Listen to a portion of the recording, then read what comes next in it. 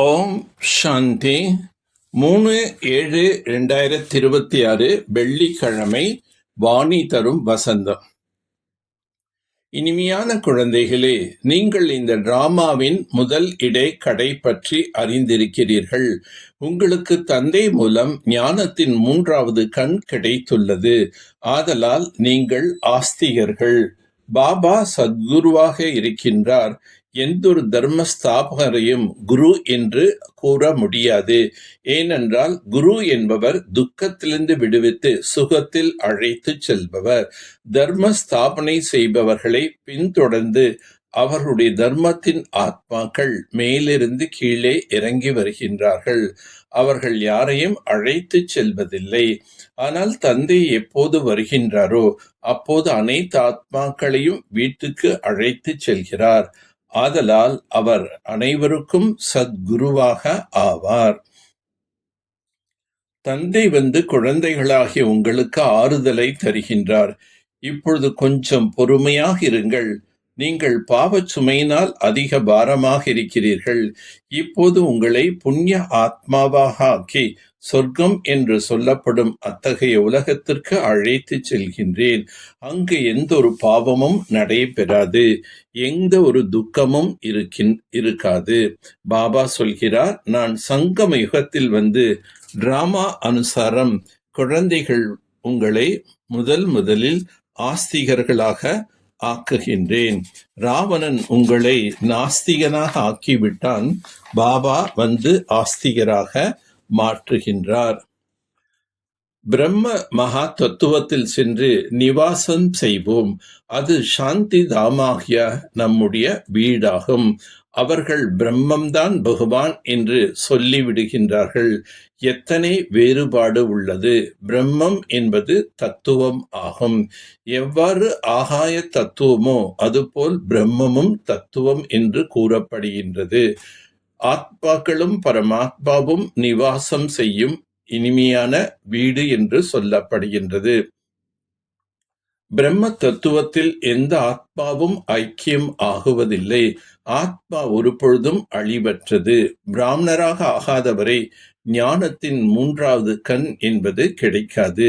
துக்கத்திலிருந்து விடுவித்து சுகத்தில் கொண்டு செல்பவர்தான் குரு என்று கூறப்படுகிறார். இங்கே அநேகரை குரு என்று சொல்லிவிடுகின்றனர். பிரம்மா, விஷ்ணு, சங்கரையும் கூட குரு என சொல்ல முடியாது. ஒரு சிவ தந்தை மட்டுமே அனைவருக்கும் சத்கதியை அளிக்கின்றார். ஆதலால் அவரை சத்குரு என்று கூறப்படுகின்றது.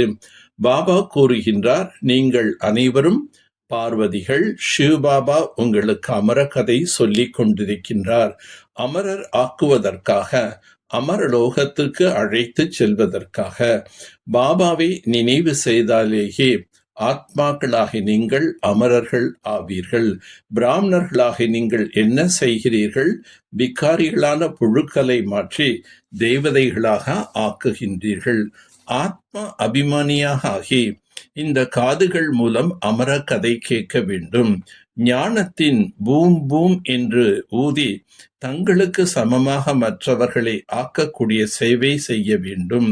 பாபாவுக்கு சமமாக ஞானம் நிறைந்தவராக, ஆனந்தம் நிறைந்தவராக ஆக வேண்டும்.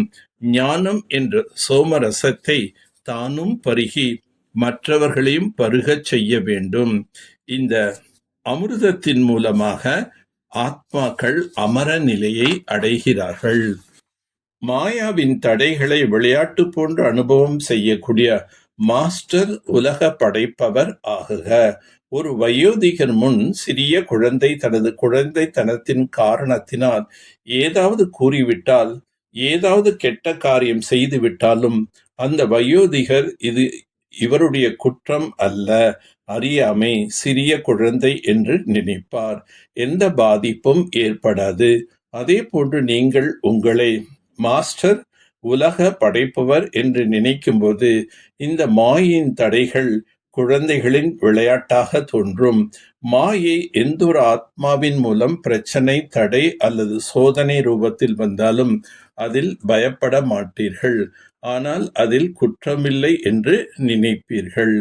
அன்பு, சக்தி மற்றும் ஈஸ்வரிய ஈர்ப்பு தன்னிடல் நிறைத்துக் கொள்ளுங்கள். அப்போது அனைவரும் சகயோகிகளாக ஆகிவிடுவார்கள்.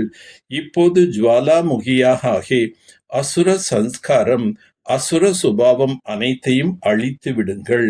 தேவிகளின் நினைவு சின்னத்தில் காண்பிக்கின்றனர். ஜுவாலையின் மூலம் அசுரர்களை அழித்தார்கள்.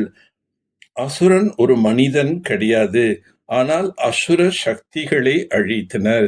இது இப்போதைய உங்களது ஜுவாலா சுரூப நிலையின் நினைவார்த்தமாகும்.